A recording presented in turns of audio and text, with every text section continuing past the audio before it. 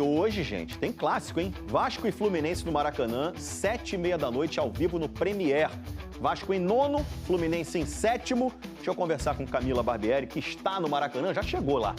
Para acompanhar tudo de Vasco e Fluminense, tem as informações pra gente. Fala aí, Camila!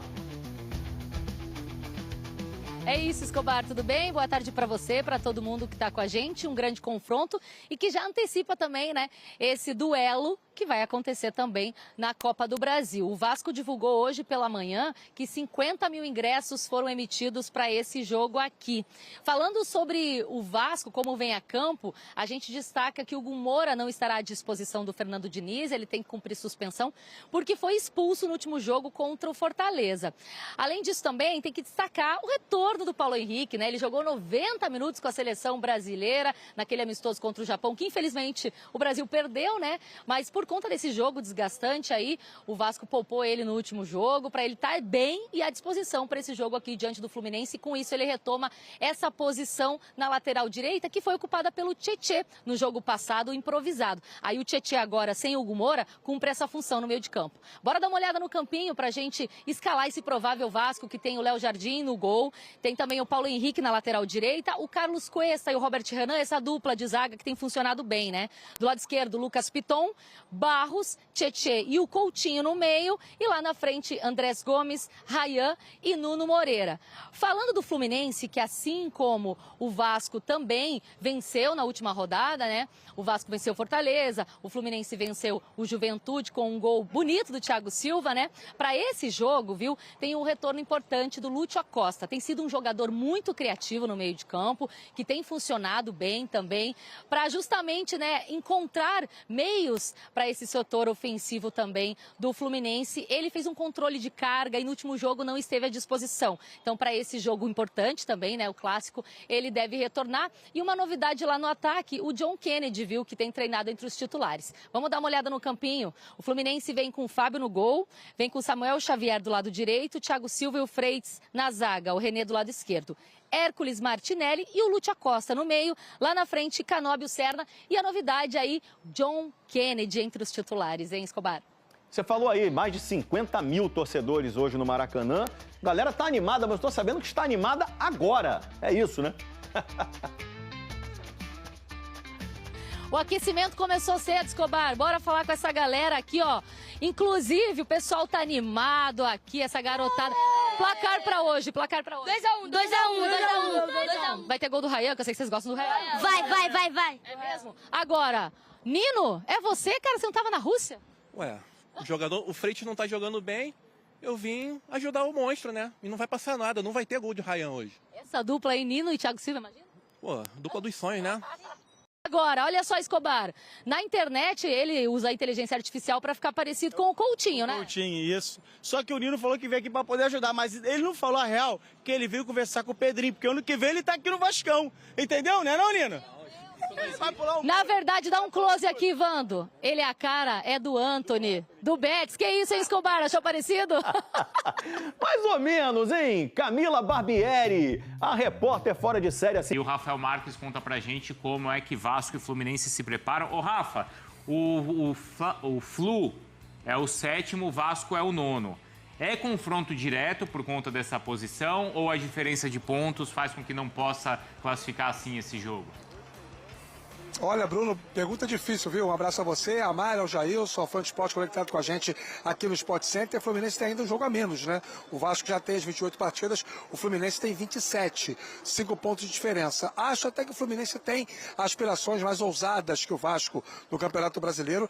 Ainda é mais prudente o Vasco pensar em acumular pontos para evitar qualquer tipo de risco de queda do que propriamente ficar projetando algo além. Mas pela bola que o time tem jogado, naturalmente é de se imaginar que o torcedor esteja mais empolgado, mais confiante e pensando até na possibilidade de modificar uma tendência recente desse confronto. Últimos 4 jogos entre Vasco e Fluminense, o Fluminense venceu 3 e o Vasco venceu apenas 1, incluindo o jogo do primeiro turno deste Campeonato Brasileiro. Logo mais, 7h30 da noite, a bola rola aqui no Maracanã, expectativa de chuva no final da tarde, início da noite desta segunda-feira aqui no Rio de Janeiro, e o curioso é que 50 mil torcedores já compraram ingressos para essa partida. E eu falo curioso por quê? Porque o jogo é cedo, é 7h30 da noite de uma segunda-feira, o que normalmente torna mais inviável a presença maciça dos torcedores. Tudo 50%, houve tempo em que o Vasco e o Fluminense brigaram muito pelo lado do Maracanã, pelo exercício do 90-10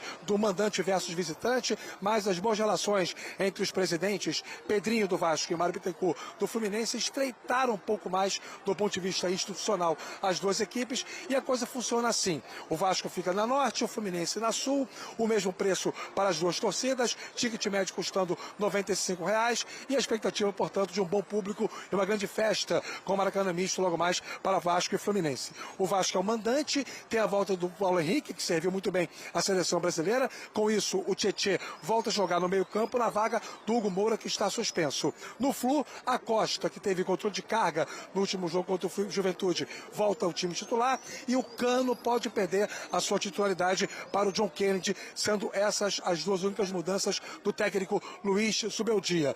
Diferença de pontos é pequena, campeonatos semelhantes, os dois times na primeira página de classificação, promessa de um baita clássico, Bruno. O Rafa, eu ia te perguntar essa questão dos ingressos, então só confirma pra gente, mais de 50 mil vendidos, e o Vasco vai, como mandante, ele fica do lado norte, que foi palco de... que foi a área de disputa entre os dois, é isso ou não? Não, É o a área de contrário? disputa foi o sul.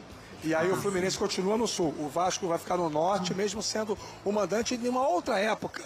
Quando o Vasco era o mandante, fazia questão de ficar na sul, e aí o Fluminense ia para norte. Eram outras discussões. O contrato que o Fluminense tem, junto com o Flamengo, com o consórcio Maracanã, colocou todos esses aspectos numa espécie de ponto final. E agora o Vasco sabe que quando enfrentar o Fluminense no Maracanã, em qualquer circunstância, o seu torcedor vai ficar no setor norte. E repito, esse assunto é página virada nos bastidores do futebol carioca, também em função da relação muito boa que tem Mário Bittencourt e Pedrinho. Boa, Rafa, obrigado. Melhor assim mesmo. Vamos ver as escalações, então? Porque o Rafa tava falando, claro, da volta do Paulo Henrique ali no Vasco. Tá do lado direito? Tá. Olha lá, ó, com o Jardim. Na frente tá ali o Ryan, Coutinho, Andrés Gomes e Nuno Moreira. Beleza, esse é o time do Vasco. Vamos ver o Fluminense? O Rafa falava da possibilidade do John Kennedy ser titular no lugar do Cano. E é assim, então, Fábio, Samuel Xavier, Thiago Silva, Freitas e René, Martinelli Hércules, Acosta, Canóbio, Serna e John Kennedy. Você Forte, hein? Eu acho. Forte.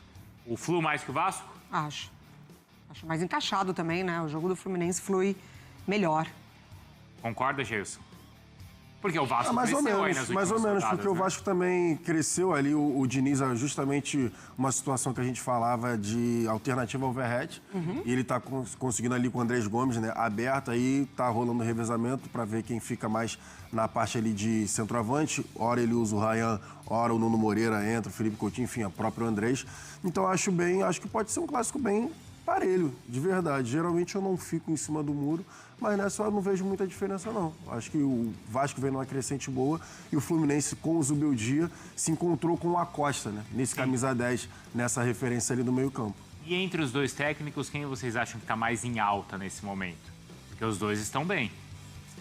O Diniz passou por um momento difícil no Vasco, recuperou bem, né, Mari? Eu acho que e o justamente por isso. Zubeldia chegou chegando. Eu acho que justamente por isso, porque a gente questionou a saída do Renato, né? O Fluminense... Não, questionou sim, porque não teve um grande momento ali, Ele que largou, sequência. não, ele que largou, ele não se largou. Exatamente, embora, então, né? exatamente, era isso, não tinha ali, né, a discussão não acontecia. Não? O Renato deve ou não, enfim. Então, acho que as soluções encontradas pelo Diniz, né, para colocar o Vasco ali, só duas posições diferentes do Fluminense. Mas o Flu com o Zubeldia joga melhor do que jogava o O principal Renato. ponto é o Acosta. A diferença é essa pra mim. E com o Renato, ele ainda ficava vinha no com banco, três, né? e ele era vinha os com três volantes, com o Era os Nonato. três volantes, isso. Chegando, ele priorizava a marcação para uma tentativa, né? Mesmo às vezes com bola, porque esse time do Fluminense, mesmo com os três volantes, ficava com bastante posse de bola, mas faltava a qualidade de um camisa 10, de quebrar a linha, de O jogo aproximação não passava dos por dois dentro, lados. né? Era só A bola lado era de basicamente Serna e Canóbio. Agora o Acosta tá fazendo bastante diferença nesse time. E o Ryan como centroavante, vocês gostam? Funciona? Eu prefiro que ele jogue na posição dele. De lado. Aberto pelo lado direito, que ele tem a possibilidade de fazer o que ele gosta, né? De um cara de força, de às vezes trazer para dentro e dar a chapada, fazer a finalização de longa, né? De referência, eu vejo que ele também tem sido muito utilizado, né? De costas. E aí você perde um um bom fator do Ryan, que é justamente a arrancada. Ali no gol do Fortaleza, é justamente porque ele pegou de frente. Mesmo estando centralizado, ele consegue pegar de frente e aí ele desarma, enfim, sozinho vai lá e faz o gol. Mas acho que a principal característica do Ryan é jogando aberto ainda. É hoje, família vascaína. Daqui a pouco a bola rola envolvendo Vasco e Fluminense. O Vascão da Gama tem que vencer esse jogo. Eu tô na expectativa muito boa de que o Gigante da Colina possa fazer um jogo espetacular com Ryan e companhia e que o técnico Fernando Diniz possa escalar o melhor de cada atleta hoje dentro de campo e só a vitória interessa. Tô na expectativa muito boa de que o Vascão hoje possa fazer uma baita de uma partida, um baita de um jogo e que consiga esse tão sonhado resultado positivo. Essa que é a verdade. Meu placar hoje vai ser 2-0 Vascão. Quero saber a opinião de todos vocês falando agora sobre mercado da bola, bastidores. Saiu uma informação muito boa dizendo que o Vasco pretende renovar o contrato com o Ryan até 2028. Então, assim, mais 3 anos de Ryan no Vasco. Uma excelente notícia, aumentando o salário do jogador, aumentando a multa rescisória do jogador. Então, assim, o Vasco tá com tudo, tá muito confiante nessa tão sonhada renovação de contrato com o Ryan. Queria saber de vocês, amigas e amigos, o que vocês acham sobre essa renovação de contrato? Deixa aqui nos comentários que eu quero ouvir a opinião de todos vocês. Eu tô indo nessa, fiquem com Deus e até a próxima!